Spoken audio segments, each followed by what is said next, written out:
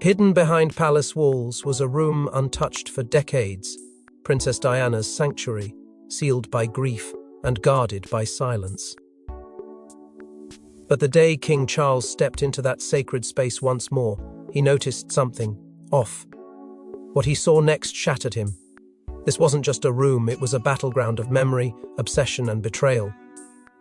Before we go deeper into what this really means for the royal family, make sure to subscribe so you don't miss a single update. For years, this room had existed in a strange state of suspension, neither fully alive nor officially laid to rest. It was spoken about in hushed tones, referenced only when absolutely necessary, as if naming it too often might disturb something fragile and unresolved. After Diana's death, the palace had quietly agreed on one thing: this space would remain largely untouched. Not as a shrine, not as a museum, but as a silent acknowledgement of a chapter the monarchy never truly closed. Every object inside carried emotional weight. Every corner held echoes of a woman whose presence had once disrupted the entire institution. King Charles avoided this room whenever he could. The avoidance was not strategic, it was human. Stepping inside meant confronting memories he had buried beneath duty and decades of restraint. It meant reliving moments he could never rewrite, choices he could never undo. So the door stayed closed, the key rarely turned, and the room became something almost myth-like within the palace, a place that existed more in whispers than in reality. Over time, rumors began to circulate among staff and courtiers. Quiet suggestions that someone else had crossed that threshold, that the room was no longer as untouched as everyone believed. Some claimed they had seen lights on late at night, others mentioned requests that didn't align with standing orders, but no one could ever confirm anything, and in the palace, uncertainty is often safer than truth. Silence was easier. Silence was expected. The emotional tension surrounding that room grew heavier with every passing year. For William and Harry, it represented their mother in her most private moments. For the palace, it symbolized a period of chaos and vulnerability it preferred to forget. And for Charles, it remained an unresolved wound, one he assumed time had at least dulled, if not healed. Until the day he finally walked back inside, nothing appeared dramatically altered at first glance. The walls still held the same quiet stillness, the air still felt thick with memory. Yet something was undeniably wrong, not broken, not missing in an obvious way, just shifted, as if the room itself was trying to tell him it had been disturbed, violated in a way that went beyond physical change. Charles felt it immediately, a tightening in his chest, a sense that he was standing inside a message rather than a memory. Palace staff, bound by strict instructions, had long believed this room was beyond interference. No rearranging, no replacements, no personal interpretations. And yet, standing there now, Charles realized that somewhere along the way, those rules had been bent or quietly ignored. Something had slipped through the cracks, not by accident, but by intention.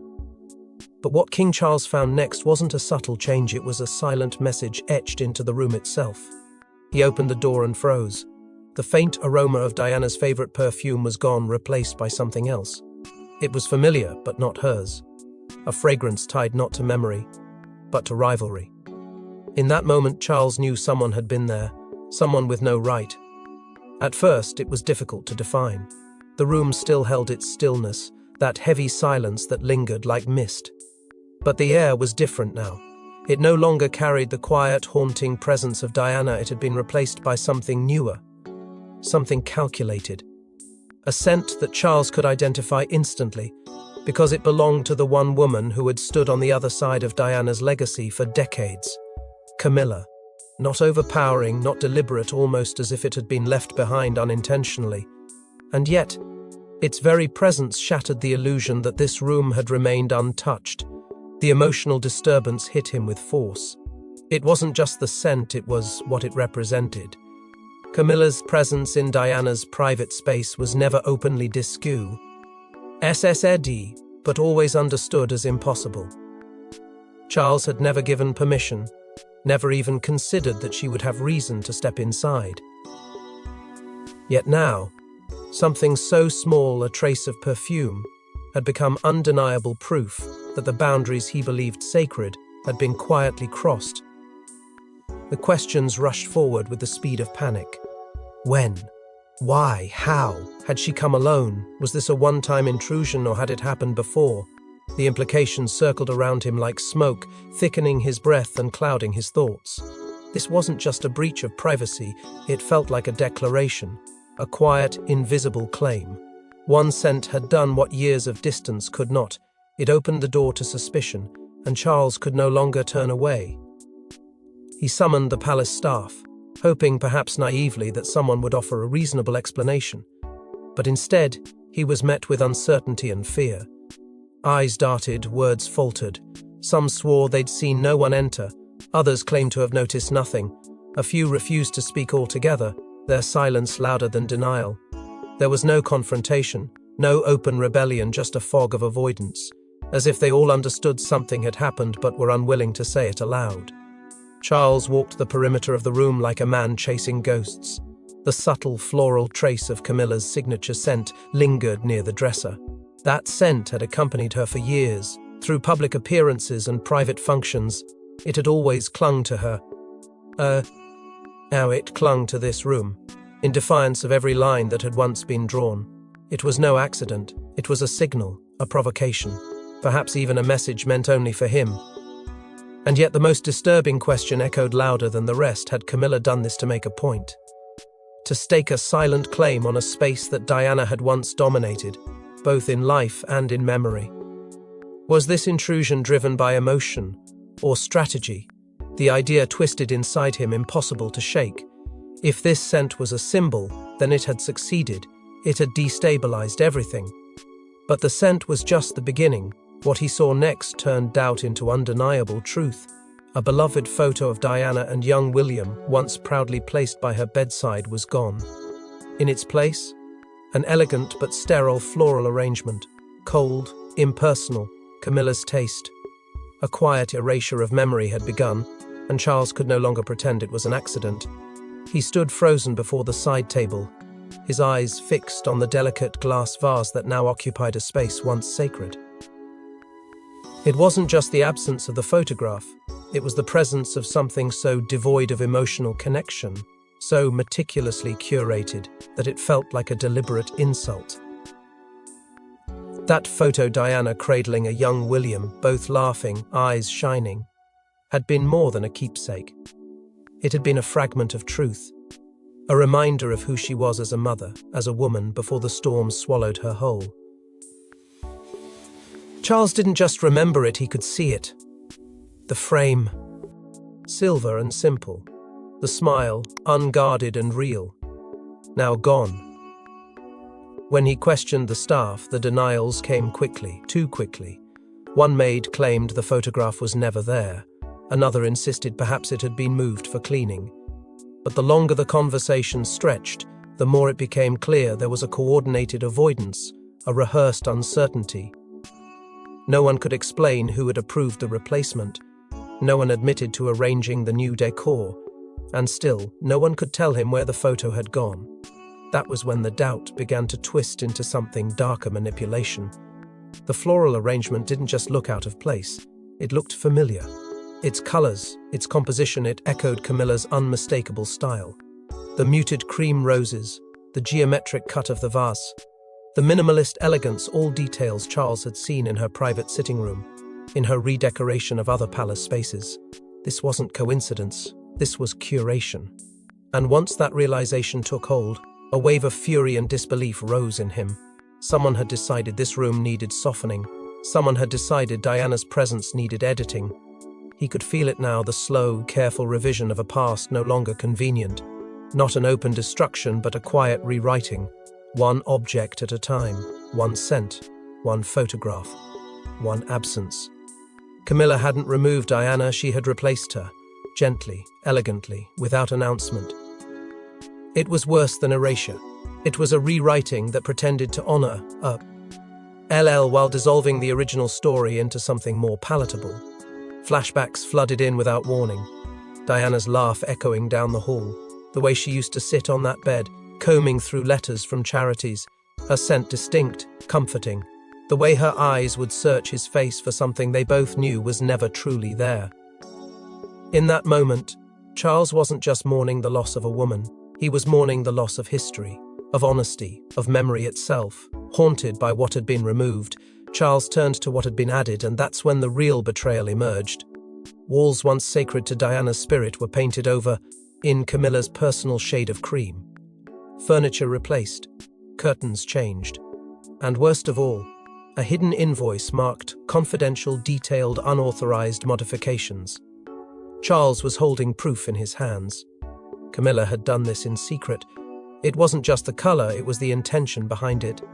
That warm, polished shade of cream, so often associated with Camilla's favored interiors, now coated the walls of a room once filled with Diana's laughter, tears, and turmoil. Every detail had been meticulously redone. The floral upholstery was gone, replaced with modern minimalism. The lace curtains that had once filtered soft morning light were swapped out for heavy silk drapes in a muted tone that felt entirely foreign.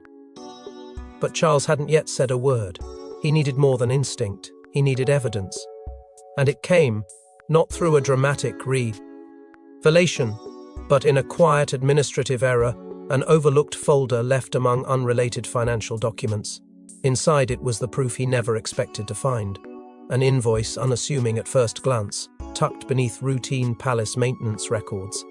But the moment his eyes locked on the name of the firm, an exclusive interior design consultancy known to work exclusively with Camilla, his stomach turned.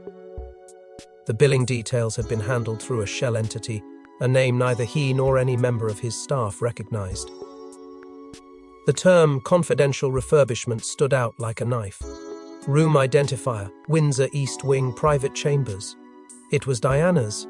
There was no ambiguity, no denial. The total was modest, but the implications were not. Paint, furniture, upholstery, drapery, each listed carefully, each decision dripping with personal signature. The timing was worse. The date on the invoice was barely 3 weeks before the anniversary of Diana's death. It wasn't just secretive. It felt targeted, chosen, cruel. This wasn't an administrative oversight or a spontaneous refresh. This was a symbolic overwrite, a declaration of dominance over memory. Charles tried to confront staff, but their silence was louder than words.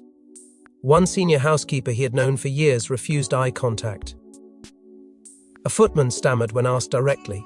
The culture of fear had already sunk in. No one wanted to be the one who admitted they knew, or worse, the one who helped. Camilla's influence had extended far beyond what he had realized. She didn't need permission. She had secured compliance through presence alone. He looked back at the room, now sterile, stripped of the warmth it once carried. It felt less like a betrayal and more like a conquest. This was no longer just about Diana's memory, it was about rewriting history within the very walls that had once confined her. Camilla had stepped beyond boundaries, and she had done it with precision, quietly, strategically. And now, Charles could no longer look away. The betrayal wasn't just emotional, it was architectural, physical, permanent. With proof in hand, Charles sought answers not from staff, but from the one person who would never expect confrontation. In a private garden where peace once lived, a storm erupted. Charles approached Camilla, not as a husband, but as a man betrayed. What followed was not an argument, it was an unraveling. Words were exchanged that would never be forgotten. The garden had always been their quiet refuge, a place far from the cameras, the corridors, the crushing pressure of crowns and duty. But that day, it became a battleground. Charles didn't raise his voice, but his silence carried a different kind of weight, measured, deadly, final. Camilla sensed it immediately. She greeted him with warmth, unaware of what he held in his hand, unaware that the air between them was about to shatter. He handed her the document without a word. Her eyes flicked over it, and something in her face changed, not panic. See, not guilt, but calculation. She tried to soften it at first. She claimed it was a misunderstanding, that she had only wanted to bring comfort to a space frozen in sorrow.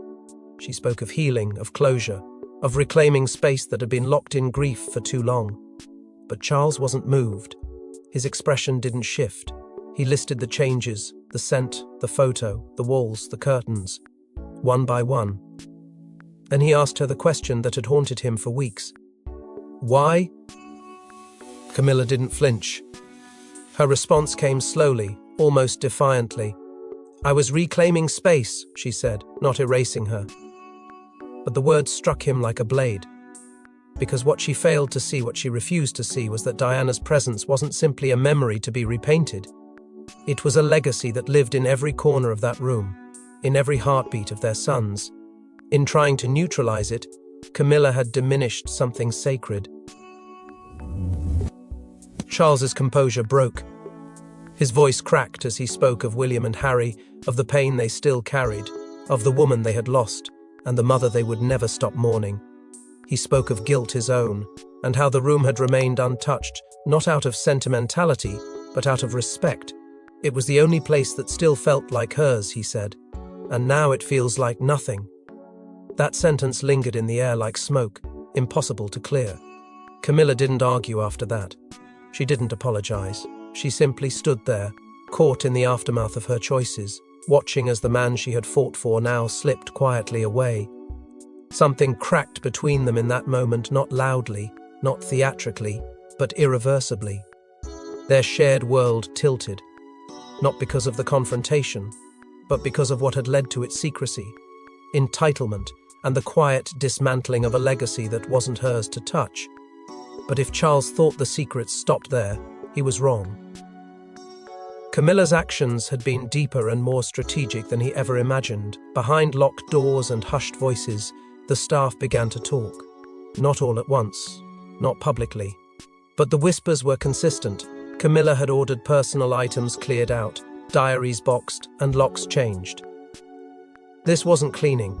It was conquest. At first, the details surfaced like loose threads, barely noticeable unless you pulled at them. A new lock installed on a door no one remembered being broken, an antique jewelry box that mysteriously vanished during a routine inventory. Quiet removals done late at night, boxes carried down private corridors without any record, orders that came through unofficial channels, often unsigned or passed through intermediaries. The pattern was subtle, almost clever. But as the whispers grew louder, the shape of something more deliberate began to form. Several staff members, though, sworn to discretion, began to speak in confidence. Not to the press, not to each other in the open, but in fragments, to trusted former colleagues, or anonymously through carefully crafted messages. One revealed that she had been asked to repackage and store irrelevant personal materials from rooms that had once belonged to Diana.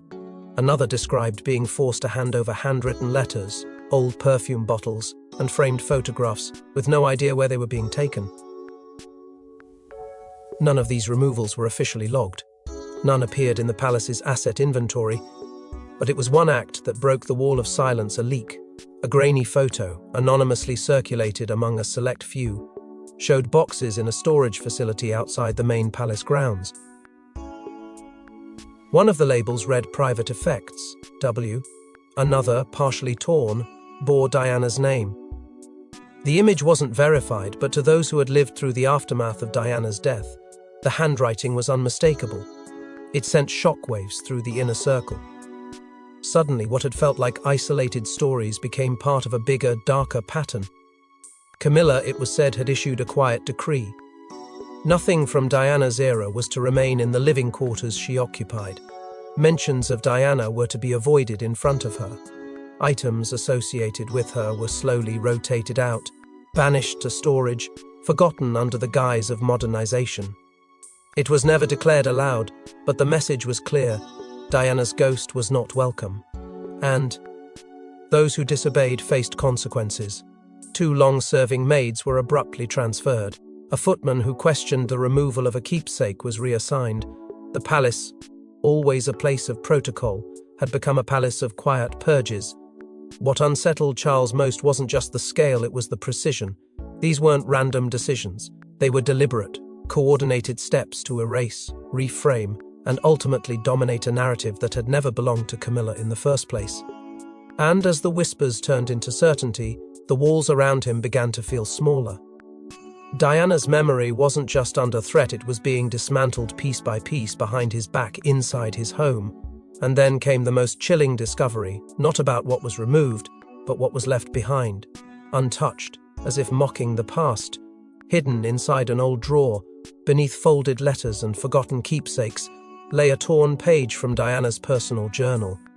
The words were fragile but clear. "If they try to take this from me, let them know it will never belong to her." Charles stared at the ink, shaking. The discovery wasn't planned. It came from a staff member who had grown quietly uneasy over the months of quiet removals and sudden silence. One day, while assisting with the reorganization of a rarely opened cabinet in what was once Diana's private dressing room, the torn page slipped out from behind an old stack of sealed envelopes, folded, discolored, and delicate with age. It looked at first like no thing. But the moment the writing surfaced her unmistakable hand, urgent and raw, the room seemed to stop. The staffer, terrified of what would follow, kept it hidden for days, and then, without explanation, slid it across Charles's desk late one evening, her eyes wide but voice silent. No name, no attribution, just truth. Charles unfolded the paper with trembling fingers, and as he read those few simple words, time collapsed. "If they try to take this from me..." It wasn't just a line, it was a warning. A whisper from the past echoing into the present, reaching across years of betrayal and silence. Diana, in her final months, had sensed something deeper than grief. She had known her place would be challenged, not just her memory, but her presence. And she had written it down, not for sympathy, but as a final act of defiance. The handwriting was unmistakable. He compared it to other samples tucked away in the archive's letters to friends, thank you notes, even marginalia in her old books. Every curl, every line, every pause matched. There was no doubt. This wasn't fabrication, it was real. It was hers. And in those words, Charles felt something crack open inside him. Not just sorrow, not just regret, but something colder rage, sharpened by guilt. This wasn't just a message, it was an indictment. Of the institution, of the silence, of himself. She had known she would be replaced, and she had resisted the only way she could, through ink and truth. That fragment of paper, torn and half buried, now meant more to him than any crown or title. It was her last emotional imprint on a space now lost to repaint and redesign. And now that imprint had returned, louder than before. Charles placed the journal page in a protective case, locked it in his personal study, and told no one. Not yet. Not until he understood the full extent of what had been done. Because the truth was unraveling, and it was far from over. If Diana's warning had proven accurate, then the betrayal wasn't limited to Camilla. Someone else had helped her, someone inside, someone he trusted. But the final twist was yet to come. Camilla hadn't acted alone, and someone within the palace had aided her. For years, every betrayal has a witness and every secret has an accomplice. Charles quietly investigates, and what he uncovers stuns him. A long-trusted royal advisor had worked with Camilla to reassign Diana's space. For years, this betrayal had been hidden in plain sight. The walls of the palace had always held secrets. But what Charles uncovered now wasn't buried, it was sitting in folders, in signatures, in emails that had been carefully labeled and quietly hidden from his view. It began with a feeling, a shadow he couldn't place. Something in the records didn't add up. Dates clashed. Orders were approved without his knowledge, and always behind the curtain, one name appeared again and again, a name he had trusted for decades.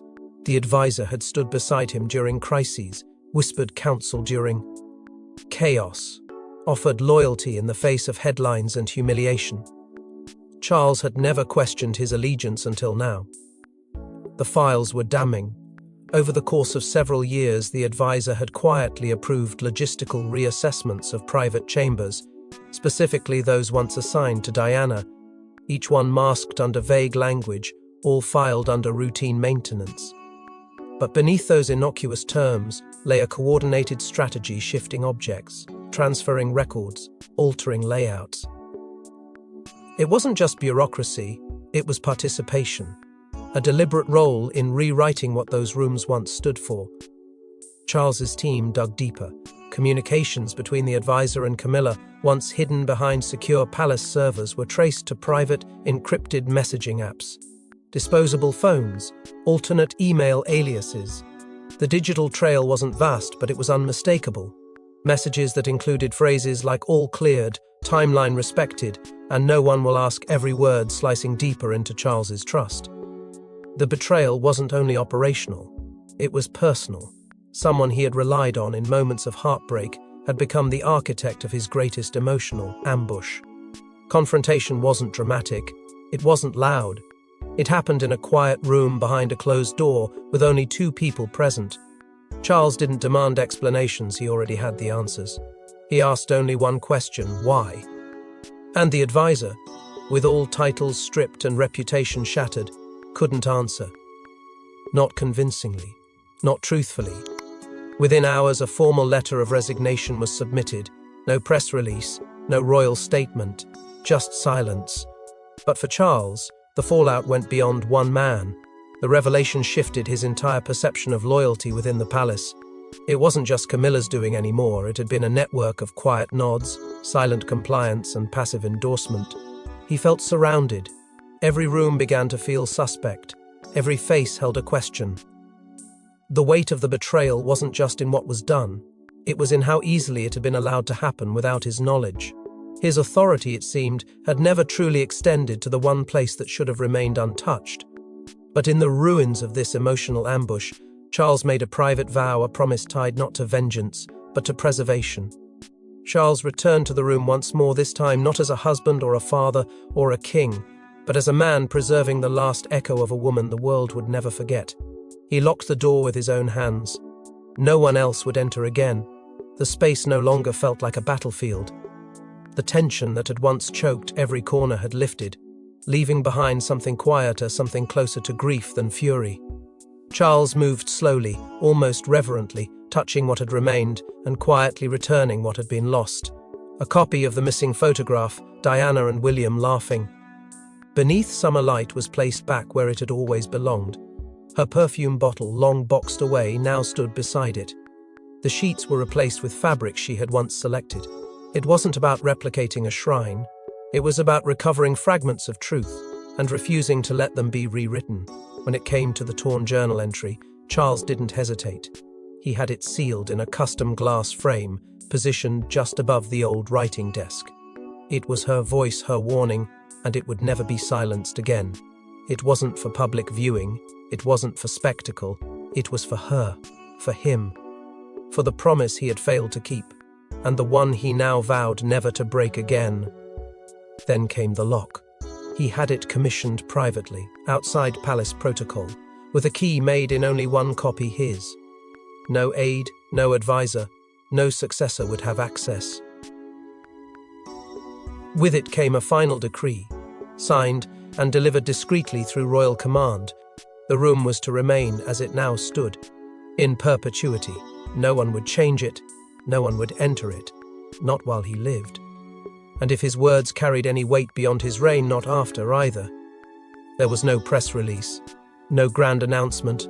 The public, obsessed with every move of the monarchy, would never hear about what took place in that small, quiet room. But that was the point. Not everything had to be seen to be sacred. Some legacies were too precious to be shared, too fragile to be politicized, in a palace where history was often manipulated. Ed and memory, molded to fit narrative. Charles had finally done something, not for optics, but for truth. The restoration didn't heal everything. The wound remained. The scar of what had been lost, erased, and betrayed would never fully disappear. But in that final act, Charles reclaimed something no one else could touch.